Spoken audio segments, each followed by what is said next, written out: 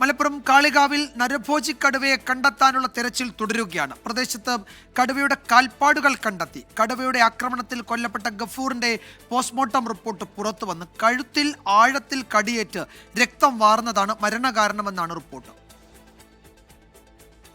നാട്ടുകാരുടെ പ്രത്യേക ശ്രദ്ധയ്ക്ക് അരക്കാക്കുണ്ട് പറശ്ശേരി മേഖലകളിൽ കടുവാ സാന്നിധ്യം സ്ഥിരീകരിച്ചതിനാൽ വനംവകുപ്പ് പ്രസ്തുത മേഖലകളിൽ പ്രത്യേക തെരച്ചിൽ ആരംഭിച്ചിട്ടുണ്ട്. കാളികാവ് പാറശ്ശേരിയിൽ വനംവകുപ്പ് ജാഗ്രതാ നിർദ്ദേശം നൽകി. ഇന്നലെ രാത്രി സ്ഥാപിച്ച ക്യാമറകളിൽ കടുവയുടെ ദൃശ്യങ്ങൾ പതിഞ്ഞിട്ടില്ല. എന്നാൽ റാവുത്താൻ മലയിൽ നിന്ന് കാൽപ്പാടുകൾ കണ്ടെത്തി.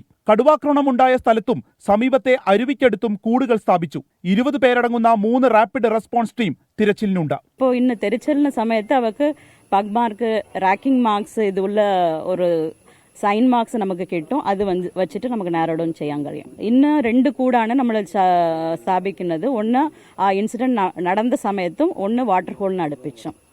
ആവശ്യമുണ്ടെങ്കിൽ എക്സ്ട്രാ വയ്ക്കുന്നതിനുള്ള സംവിധാനം നമ്മൾ റെഡിയാക്കിയിട്ടുണ്ട്. ഒരു കുങ്കിയാന കൂടി ഉച്ചയ്ക്ക് ശേഷം പാറശ്ശേരിയിലെത്തും. ഡ്രോൺ പരിശോധനയും ഉടൻ ആരംഭിക്കും. കടുവാക്രമണത്തിൽ കൊല്ലപ്പെട്ട ഗഫൂറിന്റെ പോസ്റ്റ്മോർട്ടം റിപ്പോർട്ട് പുറത്തുവന്നു. കഴുത്തിന്റെ പിൻവശത്ത് ആഴത്തിലുള്ള കടിയേറ്റിട്ടുണ്ട്. പൃഷ്ഠഭാഗത്ത് നിന്ന് മാംസം കടിച്ചെടുത്തു. ശരീരമാസകലം പല്ലിന്റെയും നഖത്തിന്റെയും പാടുകളുണ്ടെന്നും പ്രാഥമിക പോസ്റ്റ്മോർട്ടം റിപ്പോർട്ട്. കാളികാവിലെ വനംവകുപ്പ് ഓഫീസിലേക്ക് കോൺഗ്രസ് പ്രതിഷേധ മാർച്ച് നടത്തി.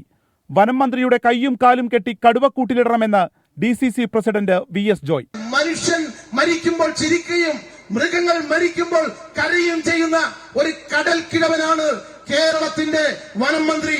അയാളുടെ കൈയും കാലും കെട്ടി ഈ കടുവക്കൂട്ടിലേക്ക് ഇട്ടുകൊടുത്താലേ പ്രാണഭയം എന്ത്, ഈ നാട്ടിലെ ജനങ്ങൾ ജീവിക്കുന്ന അവസ്ഥ എന്ത് എന്ന് അയാൾക്ക് മനസ്സിലാകൂ. സർക്കാർ പ്രഖ്യാപിച്ച നഷ്ടപരിഹാരത്തിലെ ആദ്യ ഗഡു 5 ലക്ഷം രൂപ ഇന്ന് ഗഫൂറിന്റെ കുടുംബത്തിന് കൈമാറും.